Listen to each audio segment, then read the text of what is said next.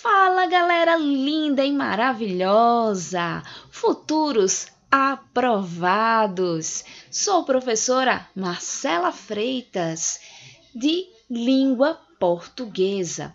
Vou trabalhar com vocês a área de linguagens, né? Como é conhecida no Enem, tá certo? Porque o que aborda essa área de linguagens? Compreensão, interpretação de texto, que são coisas distintas, e nós vamos analisar nas próximas aulas, certo?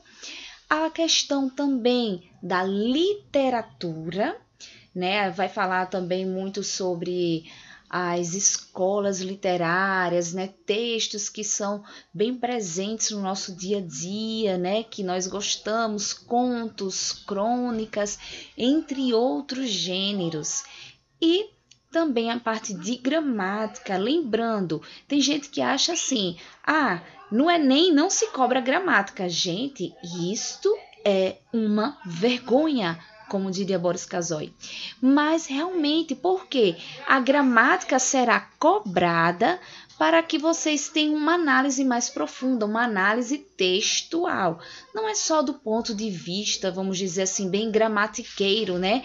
Qual é a alternativa que todas as palavras são oxítonas, por exemplo.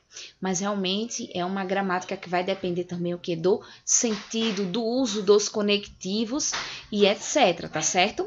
Temos também a parte de redação. Então, se vocês conseguem compreender essa parte, né, o uso da língua nos textos, né, das regras, vai facilitar bastante na hora de vocês produzirem a redação, tá certo? Então, como é que eu posso trabalhar agora com vocês nesse sentido de, a partir de que ponto nós vamos iniciar? Hoje nós vamos dar o nosso primeiro passo a partir de literatura. Sei que muitos estudantes, né, têm sempre uma dúvida em relação à nomenclatura mesmo da palavra, né? E até os diversos sentidos, porque uns perguntam, a literatura faz parte da arte? A arte faz parte da literatura? Como isso funciona? Tudo é arte? Tudo é literatura? O que vocês acham? Vamos lá. Gente, primeiramente, eu quero dizer que a literatura é arte, certo? Ou seja, a literatura é um tipo de manifestação artística. A arte em si possui várias manifestações, tá certo? Então, uma delas é a literatura. Por exemplo, a pintura. A pintura é um tipo de manifestação artística, tá certo? A escultura também é um tipo de manifestação artística. A música também. O cinema, professor, o cinema também é arte, podem ter certeza. Nós temos também a fotografia. Fotografia é arte? É sim, pessoal. Nós temos o teatro também como manifestação também artística, certo? E a cada dia, né, o ser humano vai evoluindo, vai se reinventando e vão surgindo dentro dessas manifestações artísticas, né, mais especificidades, certo? Então a gente sabe que há vários estilos de pinturas, há vários estilos de esculturas e assim sucessivamente, certo? Então, nós sabemos que a literatura, então, o que vem a ser? É justamente um tipo de arte. Mas que tipo de arte? Ela vai trabalhar com o quê? Né?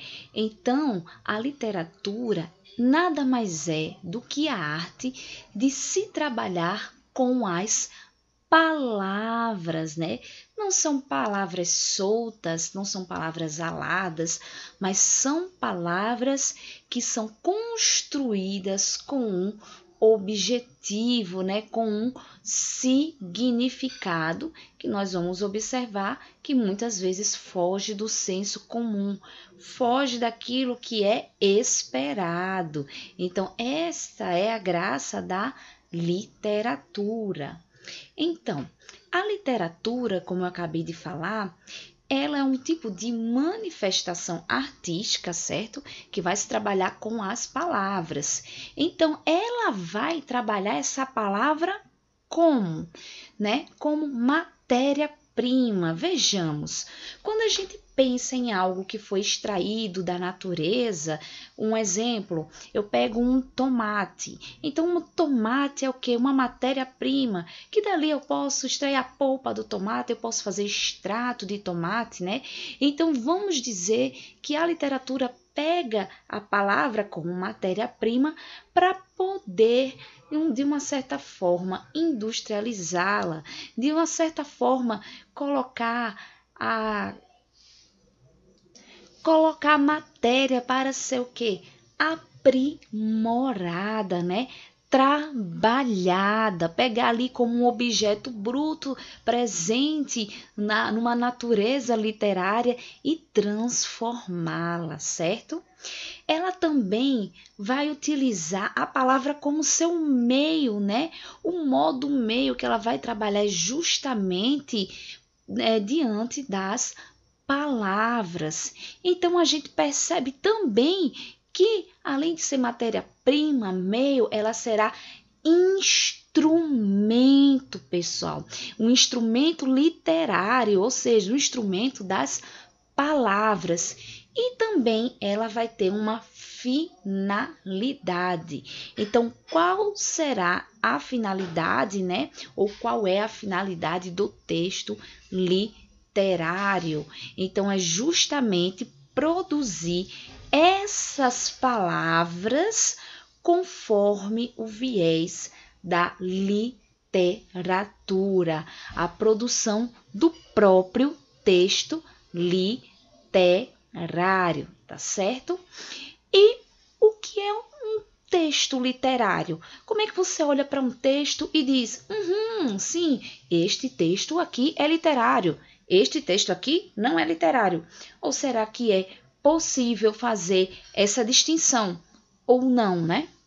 Então, nós temos o texto literário como ruptura do senso comum, ou seja, aquele senso comum, o senso esperado, né, o senso mais explícito possível, não vai ser de cunho literário, tá? Porque vai realmente haver essa ruptura. E uma das características que nós podemos dizer, assim, identificar, é a presença de figuras de linguagem, tá certo? Então, muitas vezes, o sentido que está ali no texto, né, não é aquele sentido dicionarizado. Por quê? Justamente essa ruptura, né, faz abrir um leque, né, em nosso imaginário, abrir um leque em nosso pensamento, faz com que a gente muitas vezes saia de uma zona de conforto que está realmente ali apenas reproduzindo que muitas pessoas dizem e passamos a fazer o quê? Passamos a ter um senso crítico, levar em consideração as diversas opiniões, certo? E extrair aquilo que seria mais adequado. Então, essa é a função, né, do texto literário do ponto de vista com essa ruptura do senso comum, tá? Outro aspecto também é que tem uma criação de um senso artístico. Ora, eu falei para vocês no início da aula que a literatura é um tipo de manifestação artística que trabalha com as palavras. Então, essa questão de um senso artístico vai levar em consideração o resultado dos experimentos, do conhecimento do ser humano, a sua questão cultural, a região que ele está inserido. Então, tudo isso vai formar o senso artístico, tá certo? Outra coisa também, o texto literário, ele é ficção? Ele é fato?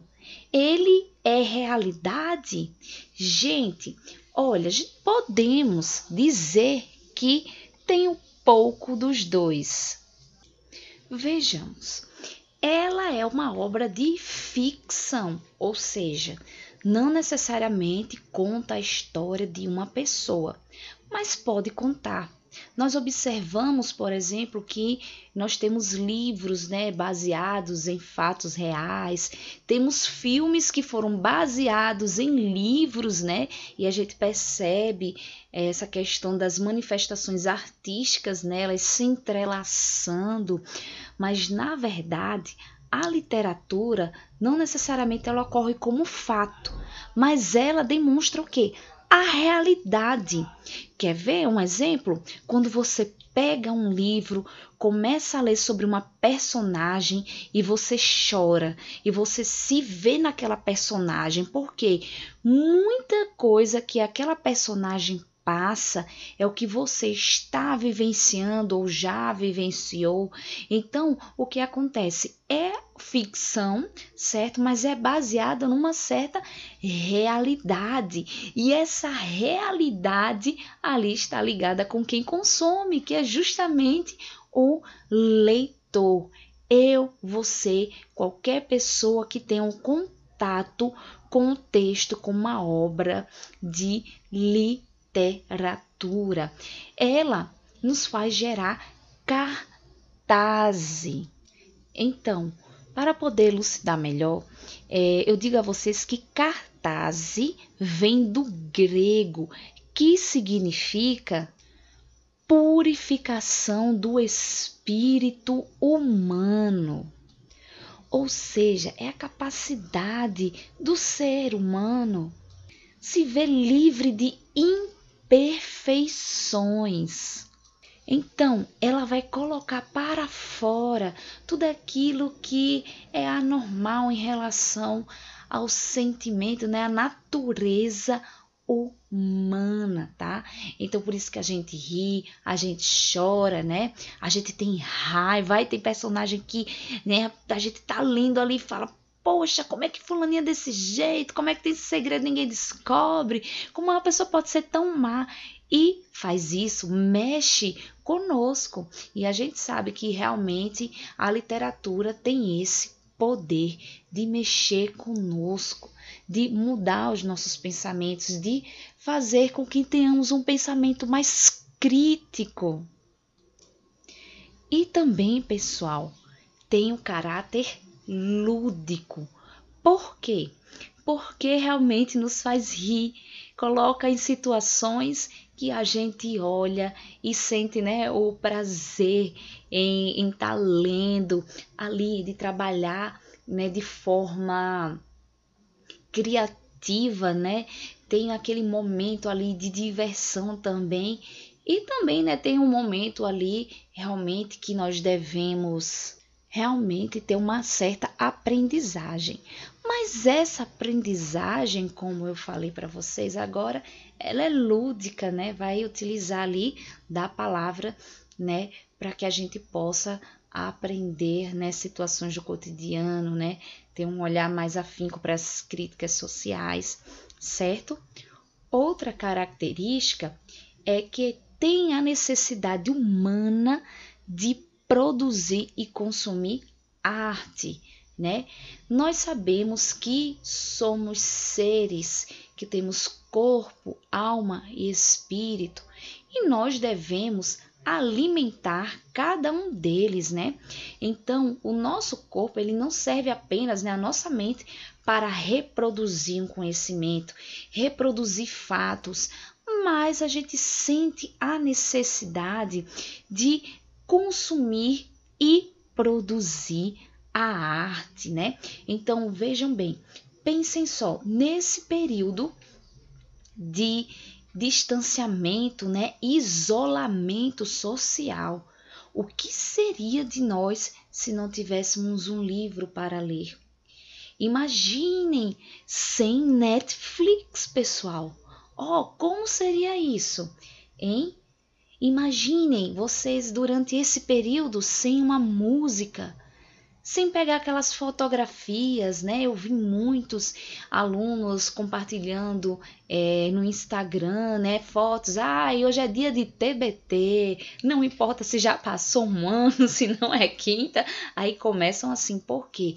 Porque nós sentimos a necessidade de ter essa identidade cultural presente, a fotografia, a arte, né, as mais variadas manifestações artísticas, a música, a pintura, né, esculturas, né, até a foto de alguém, né, pode ser até de algum animalzinho, né, que você fala, olha a tua cara, fulano, porque às vezes não é nem porque parece, porque realmente ali aquela pessoa, ela tem, na verdade, por exemplo, uma paixão por animais, né, por exemplo, por gatos ou por peixes, eu me lembrei de você, então tudo isso leva em consideração a nossa construção cultural, e nós temos essa necessidade, é inerente, certo? Nós temos a necessidade de consumir arte. Imagina como seria a saúde mental das pessoas se não tivesse a música durante esse período. Nós passamos por muitas coisas, né? Ainda estamos passando, tentando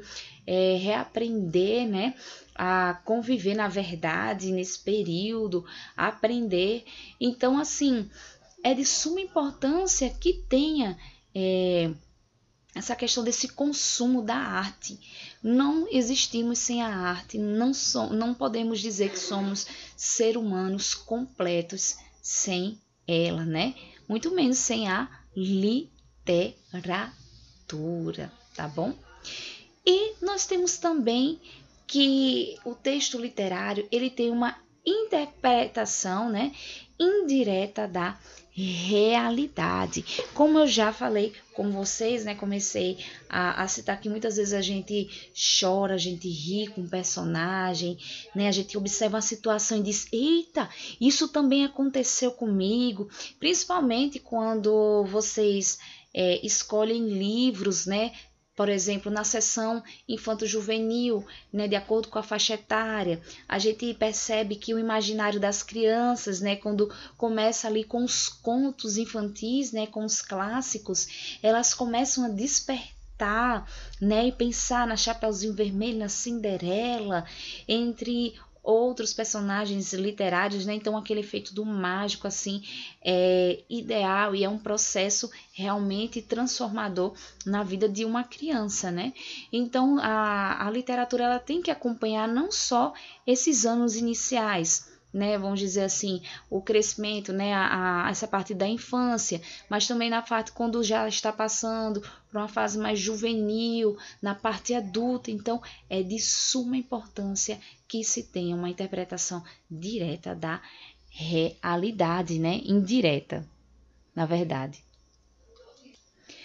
Então, como eu estava falando para vocês, em relação sobre a literatura não ter um sentido ali pronto, né, mas um sentido a ser desvendado, e a presença de figuras de linguagem, né, são pertinentes a essa área, eu vou deixar para vocês agora um vídeo chamado Metáfora, tá certo?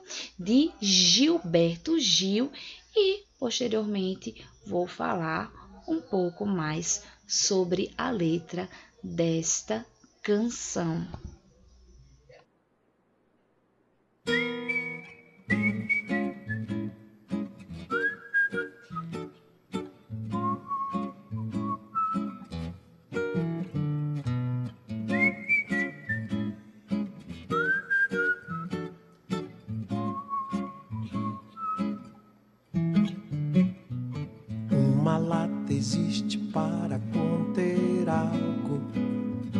Mas quando o poeta diz lata, pode estar querendo dizer o incontível. Uma meta existe para ser um alvo, mas quando o poeta diz meta, pode estar querendo dizer o inatingível. Por isso não se meta a exigir do poeta que determine o conteúdo em sua lata.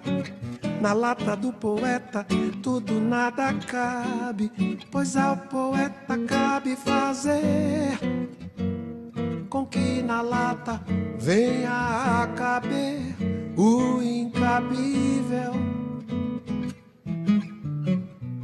Deixa a meta do poeta, não discuta. Deixa a sua meta fora da disputa. Meta dentro e fora, lata absoluta. Deixa simplesmente meta fora. Oh, oh.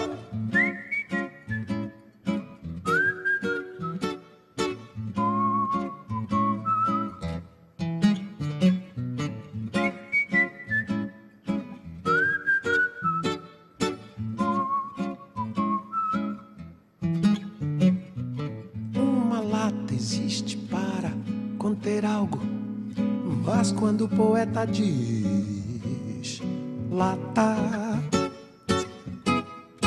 pode estar querendo dizer o incontível.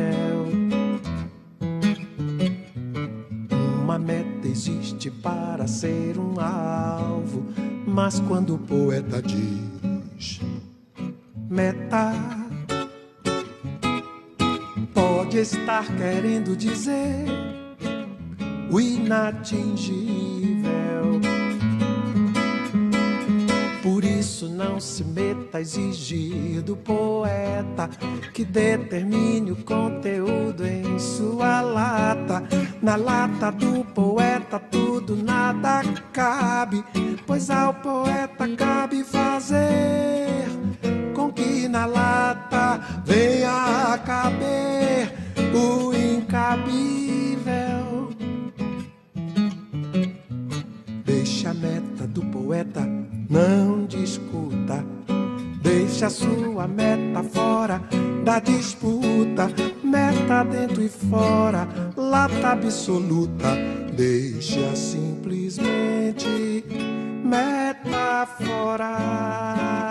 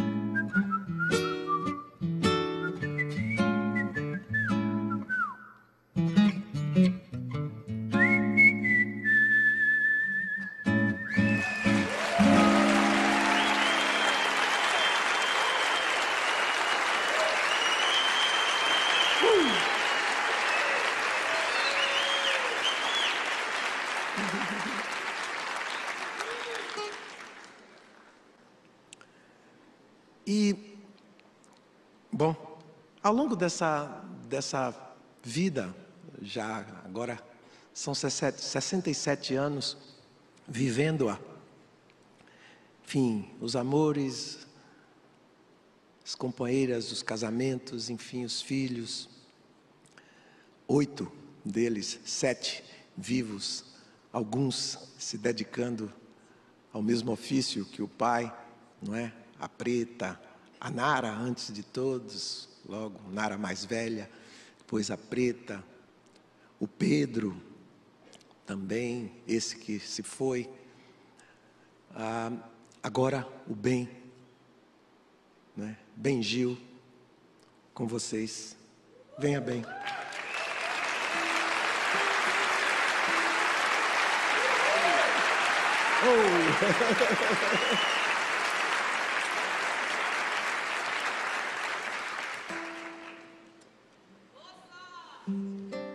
Oh, sorte.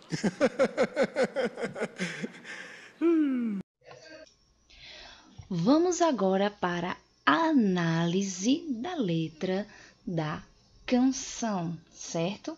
Venham comigo. Nós temos aqui: uma lata existe para conter algo, mas quando o poeta diz lata, pode estar querendo dizer o incontível. Guardem bem. Lata, né, pode conter algo, mas quando ele disse lata ali, ele pode querer dizer o incontível. Como é que a pessoa diz o incontível, não é mesmo? Dando continuidade. Uma meta existe para ser um alvo, mas quando o poeta diz meta, pode estar querendo dizer o inatingível. Então, como é que alguém pode dizer algo que não contém, né? Tá ali algo que contém na lata e dizer um incontível, ou seja, aquilo que não contém. E também quando tem uma meta, né? Tem uma determinada meta. O poeta, na hora que ele está fazendo, né, a sua produção artística, na verdade, ele pode estar realmente querendo dizer algo inatingível, ou seja, não é apenas aquilo que está posto no texto, que tem na superfície textual, mas leva em consideração a semântica, né? O sentido. Então, tanto dizer um incontível como dizer um inatingível, ambos estão se referindo justamente à quebra do sentido tradicional, que é aquele sentido ali pronto, né? A gente começa a se questionar como é que pode isso, né? E a literatura, ela rompe com essas barreiras, tá certo? Vamos continuar, tá? Nós temos aqui que segue dizendo: por isso, não se meta a exigir do poeta que determine o conteúdo em sua lata, né? Ou seja, ninguém pode determinar o que o poeta tem que colocar ou não. Ele sabe o que fazer, não é mesmo? Então, na lata do poeta, tudo ou nada cabe. Ou seja, pode caber tudo, pode caber nada, né? Pois ao poeta cabe fazer com que na lata venha a caber o incabível, né? Então vamos lá.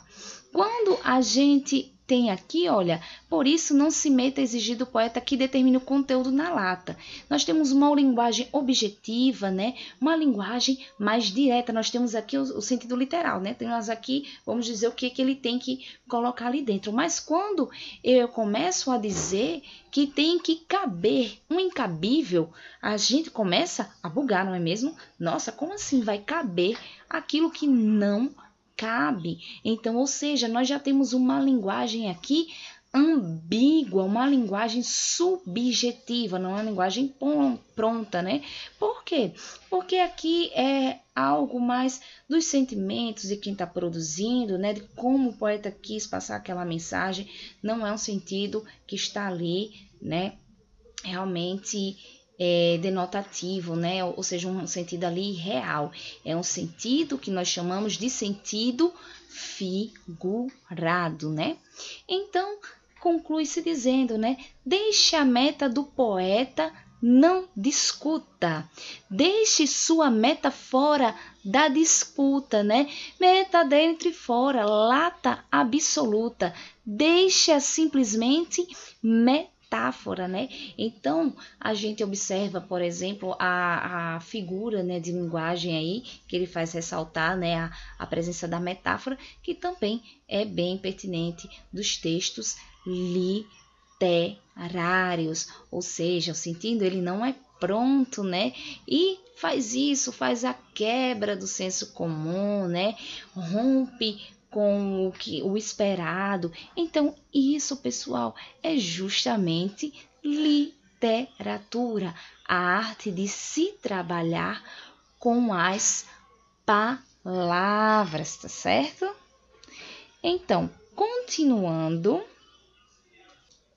e falando sobre a função da literatura, nós temos várias, certo?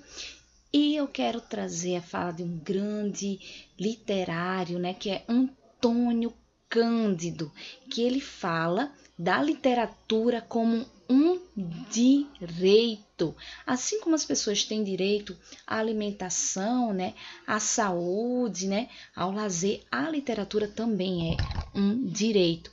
Acompanhem comigo.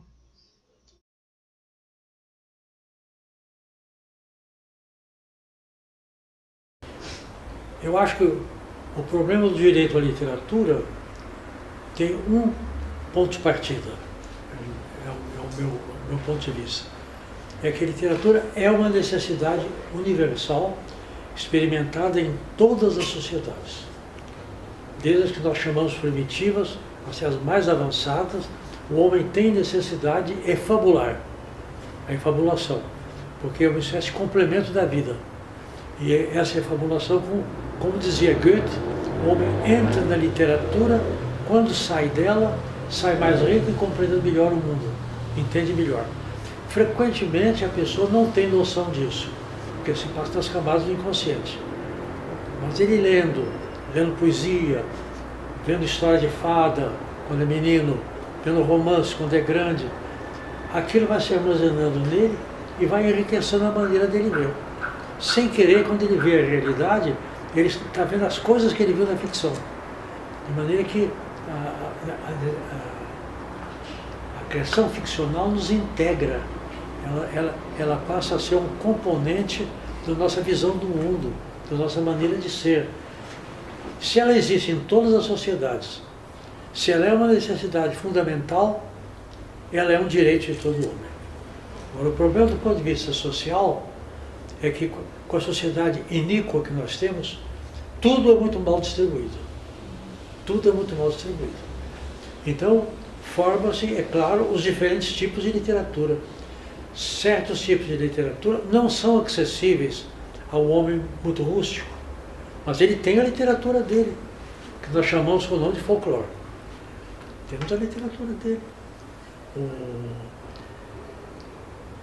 Uma sociedade que a gente imagina, uma sociedade bem organizada, com todos os produtos da literatura, em todos os níveis, seriam acessíveis a todos os grupos e classes sociais. Certamente, eu pessoalmente, estou convencido de que a literatura melhora muito o ser humano. Seja a história de tartaruga, seja a história de coelho, seja a história da corrida da tartaruga com o coelho, seja isso, até os irmãos Karamazov e Dostoiévski. Tudo isso enriquece muito. Enriquece porque ensina a ver a vida de alguma maneira. O fato é que eu não conheço ninguém que tenha passado pela literatura, desde o folclore até Camões e Dostoiévski, que isso não resulte em enriquecimento próprio. Então eu acho que uma das coisas mais importantes da sociedade, uma sociedade que nós imaginamos, uma sociedade ideal, seria assegurar não só os meios materiais de vida, mas assegurar a possibilidade de ter acesso a todos os níveis de literatura. E é uma brutalidade social fazer com que uma pessoa cresça e viva sem ter capacidade de ler Machado de Assis ou ler Dostoiévski. É uma privação, é uma mutilação aqui a sociedade, de modo que, para mim, o direito à literatura deságua na justiça social. O direito à literatura deságua na literatura acessível a todos. Eu termino citando uma coisa muito interessante que a professora Maria Vitória Benevides me contou, e que eu cito no meu ensaio. A Prefeitura de Milão, há muitos anos atrás, a Prefeitura de Milão conseguiu que os industriais dessem uma hora livre 2 horas aí por semana aos operários, para eles fazerem o que eles quisessem. Certo de que eles queriam passear. Eles pediram para se aperfeiçoar no estudo da língua, para eles lerem certos livros. Uma coisa muito bonita, eu li quando eu era muito moço, eu tinha 15 ou 16 anos, eu li numa revista francesa chamada Europe, que existe até hoje, que um escritor chamado Jean Guéhenno, que eu conheci pessoalmente aqui em São Paulo, estava muito em moda no começo dos anos 30, a literatura proletária, a literatura para operário. E nos dizia, não há literatura para operário. Tem qualquer literatura, por que uma feita para o operário? Por que discriminá-la? Então ele fez uma experiência.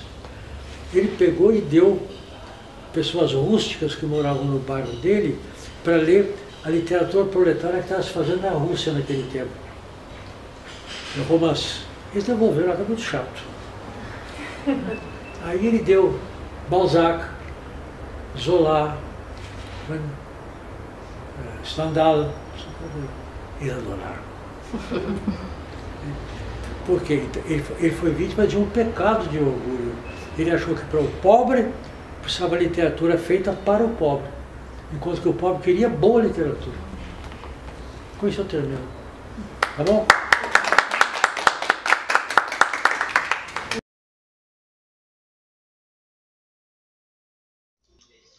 Então, gente, para Antônio Cândido, a literatura deve ser um direito universal, tá? E eu quero destacar alguns trechos, né, de sua fala, que ele diz o seguinte, né, que reconhecer que a literatura, que ela é indispensável para o outro.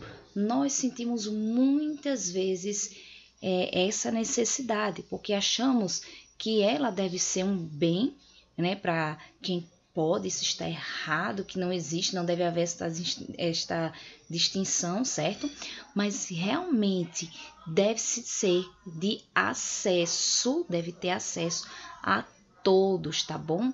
Então a gente tem que reconhecer que não é só uma prioridade nossa, mas é uma prioridade, na verdade, de todos, assim como a alimentação, liberdade de expressão, certo?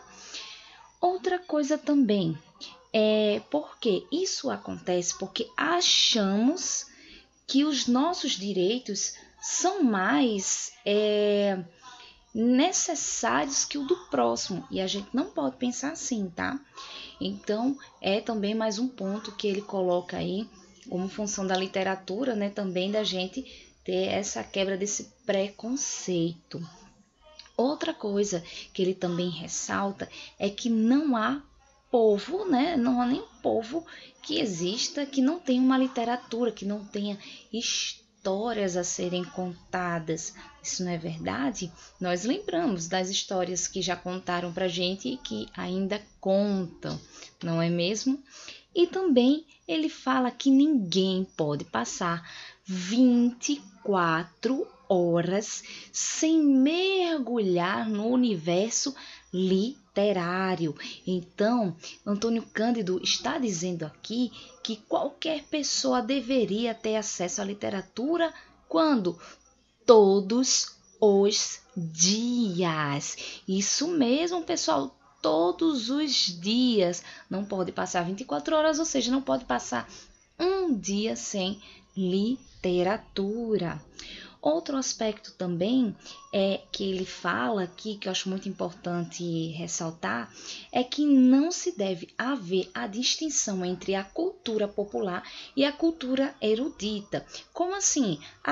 Essa pessoa é mais do povão, mora numa zona periférica, ela tem que ter acesso à literatura daquela região, tal. Não é só isso, tá entendendo? Então, isso é um preconceito. Todo mundo tem que ter acesso, tanto ao que nós chamamos de erudita popular, porque tudo, gente, é literatura. Então, todo mundo tem que ter esse direito, né? Deveria, pelo menos, ser um direito, porque a realidade é que muitas pessoas, né? A gente ainda vive num país que não tem essa cultura da leitura, infelizmente. diferente, né? Aí alguns ainda dizem, prof, mas eu leio as mensagens do WhatsApp. Venha não, viu, que eu sei que quando chega aquela mensagem maior, né, do que o esperado, ninguém lê, né? Então, outra coisa, né, para finalizar, que eu achei muito importante, que ele diz que literatura em todas as modalidades e nível é um direito inalienável. Ou seja, você não pode tirar isso de ninguém, tá? E continuando, né, falando sobre a literatura, eu quero trazer para vocês outra função social, certo? Como denúncia, certo? Ou seja, como denúncia social. Em sua obra Memórias Póstumas de Brás Cubas, ele começa um romance que vem revolucionar a escrita, né, brasileira, principalmente assim do período do realismo. Ele age de uma forma sutil, né, em criticar a sociedade burguesa, porque vocês também vão analisar comigo, né, esse período, principais autores e obras, certo? Vamos fazer um recorte e a gente consegue observar com Brás Cubas, né, um protagonista ali que ele, na verdade, ele é um defunto autor, né? Tem até essa questão assim, não é um autor defunto, é um defunto, ele está ali com um olhar mais imparcial para poder julgar a sociedade carioca ali do século XIX. Só que não é apenas ali pelo que se aparenta, né, está ali aparecendo, mas sim do ponto de vista psicológico, onde tudo começa. E ele critica mesmo a ociosidade da sociedade burguesa da época. Mas sabe como ele termina a sua obra? Se gabando porque nunca havia trabalhado. E ainda, vendo a literatura, né, como denúncia social e focando bem nessa parte psicológica, nós temos Dom Casmurro, né, interpretado ali por um dos protagonistas, né, o Bentinho, que vai trabalhar realmente na sua psique, né, podemos dizer assim, todas as suas angústias, seus sentimentos, né? Aí chega no final do livro, Bentinho, né, foi traído ou não por Capitu e Escobar, né? Porque Escobar era seu fiel e melhor amigo. Ele olha para a criança, né, que supostamente seria fruto, né, do seu relacionamento com Capitu, mas acha que o menino na verdade, a cara do seu amigo, então começa ali a torturar. Então, vocês podem ler várias vezes o final do livro, que sempre tem essa deixa, né? Realmente, Capitu matou, ou Capitu traiu ou não Bentinho? Eis a questão. E isso leva uma série de acontecimentos, né, que vão gerar dúvidas, né, no protagonista. Então a gente percebe que Bentinho ele vem desnudar todos os seus sentimentos, contradições e pensamentos, tá certo? E nós temos a literatura como entretenimento, ou seja, tem gente que pensa assim, professora, é porque existem algumas obras que são realmente uma comédia. Não necessariamente, tá certo? Há sim obras que são realmente muito engraçadas, mas o entretenimento é realmente você poder desopilar, se desligar deste mundo real. Claro, né? Muitas vezes ela vem falando de situações do nosso dia a dia, ou seja, do nosso cotidiano. Mas ela também tem esse objetivo, né, que a gente possa utilizá-la para nos desligarmos do nosso dia a dia, né, das coisas assim que temos tantas tarefas, tantas obrigações, tantos afazeres, né? Então, ela vem com esse poder também. Então, gente, com essa abordagem que eu fiz ainda há pouco, nós podemos considerar alguns aspectos, tá certo? Nós temos aqui os textos literários, como eu já falei para vocês, e também nós temos os textos não literários. Então, como podemos diferenciar um do outro, certo? A gente observou que os textos literários, eles não têm o sentido que pronto, tipo assim, aqui, né, temos o iFood, sua comida é na hora, tá ali, você pode consumir. Isso é uma alusão aos textos, na verdade, utilitários e não os textos literários, certo? Porque, gente, pensem comigo, se o sentido não é pronto, eu preciso o quê? Desvendá-lo, tá? Então, o que seriam esses textos não literários? Esses textos não literários, eu posso citar alguns exemplos, como as notícias, reportagens, tá certo? Textos de caráter injuntivo, né, que vão prescrever, por exemplo, ordens. Exemplo, receita de bolo. Receita de bolo. Vamos lá pegar uma receita de bolo. Nossa, que texto literário. Só se fosse a partir da receita de bolo criar um texto literário. Mas ali estão o quê? Instruções, né? O sentido, ele não vai dizer, olha, pegue 2 xícaras de chá de farinha, né? Então, são 2 xícaras de chá. Não é xícara de café, tá certo? E nem é para colocar farinha, não é para colocar açúcar. Então, a gente percebe que é um texto que instrucional. O que está sendo dito é para ser seguido ao pé da letra. Claro que pode ter algumas sugestões na parte de substituições. Você pode substituir, né, o recheio, por exemplo, né? Então, são coisas assim que, na verdade, predominantemente a gente observa que ali o que está sendo dito é para ser reproduzido. Nas notícias, né? O que aconteceu, como foi, dia, né? Hora, data, etc. Tá ali o sentido pronto, tá? Uma reportagem que vai falar, por exemplo, das maravilhas do Nordeste. Então, o que vai acontecer ali? Nós vamos observar que vai descrever aqueles cenários, aquelas imagens, tá? E assim sucessivamente, os textos que são leis, né? O que tá na lei tem que ser o quê? Seguido, não é mesmo, pessoal? Não tem, mas aqui nós temos uma interpretação muito subjetiva, eu posso abrir mão, tá entendendo disso? Não, o que tá na lei tem que ser seguido, né? Tem suas ressalvas, tem suas nuances, mas o que está ali está pronto. Ou seja, esses textos que eles não são literários, ou seja, eles não possuem um sentido pronto, nós os denominamos de textos utilitários, tá certo? Então, esses textos são chamados de utilitários, então a literatura, né, os textos literários, eles não são utilitários, tá certo? Porque eles não têm um sentido pronto, tá bom? Outro aspecto também que é de suma importância ressaltar é que o texto literário, ele tem um sentido ambivalente, ou seja, não é aquele sentido que está pronto, né? Você pode descobrir. Já o texto não literário, ele tem um sentido que univalente.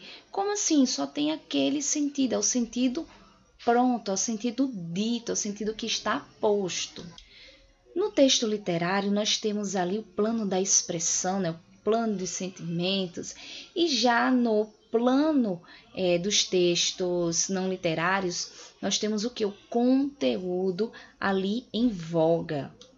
Então, nos textos literários, nós temos uma função mais artística, né?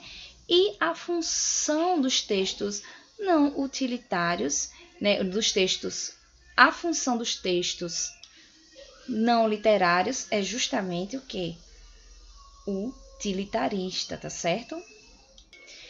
Então, no texto literário, nós temos uma visão mais subjetiva, tá certo? Porque leva muito em consideração quem o faz, né? Quem o escreve. E já nos textos de caráter não literários, né? Não literário, nós temos a presença, né? A predominância da objetividade. Nos textos literários, nós vamos dizer que nós temos ali uma linguagem, o quê? Conotativa, ou seja, não é uma linguagem real, diferentemente do outro, que é justamente uma linguagem denotativa, que vai falar sobre o real. Quando eu digo, o engenheiro projetou uma ponte, certo? Tranquilo até aí? Pronto. Todo mundo entendeu que o engenheiro foi lá e fez o quê? Uma ponte, não foi? Vamos lá, colocou o cimento, né? Foi feito ali, tudo bonitinho e tal. Mas se eu digo que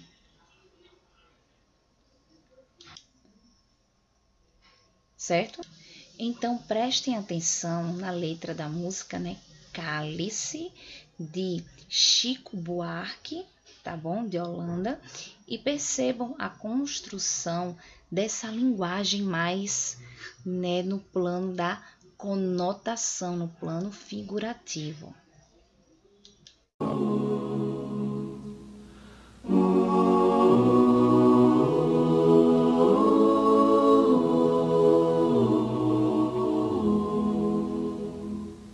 Pai, afasta de mim esse cálice.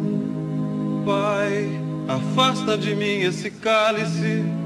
Pai, afasta de mim esse cálice de vinho tinto de sangue. Pai, afasta de mim esse cálice, Pai. Afasta de mim esse cálice, Pai.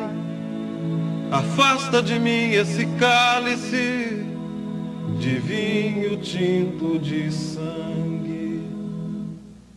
Como beber dessa bebida amarga, tragar a dor, engolir a labuta. Mesmo calada a boca, resta o peito. Silêncio na cidade não se escuta. De que me vale ser filho da santa? Melhor seria ser filho da outra. Outra realidade menos morta.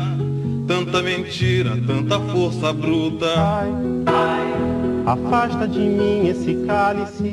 Pai, afasta de mim esse cálice. Pai, afasta de mim esse cálice de vinho tinto de sangue. Como é difícil acordar calado, se na calada da noite eu me dano. Quero lançar um grito desumano, que é uma maneira de ser escutado. Esse silêncio todo me atordoa. Atordoado eu permaneço atento, na arquibancada pra qualquer momento ver emergir o monstro da lagoa. Pai, afasta de mim esse cálice. Afasta de mim esse cálice. Afasta de mim esse cálice de vinho tinto de sangue.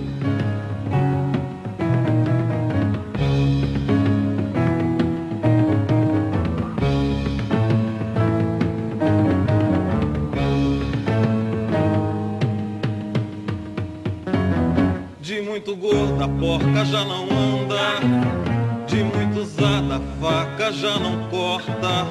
Como é difícil, pai, abrir a porta. Essa palavra presa na garganta. Esse pileque homérico no mundo.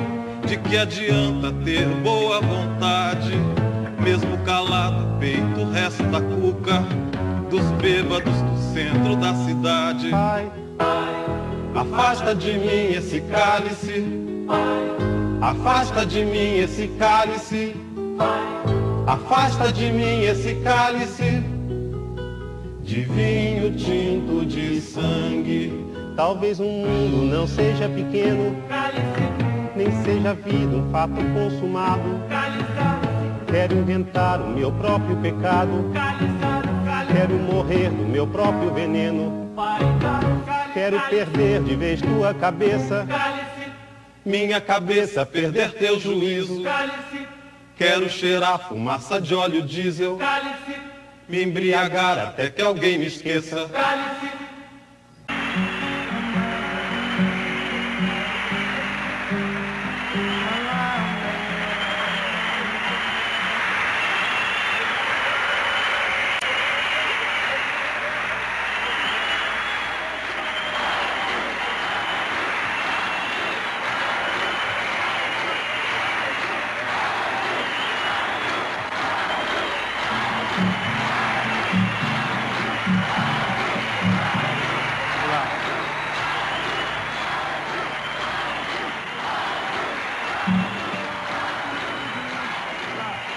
Ao que pode.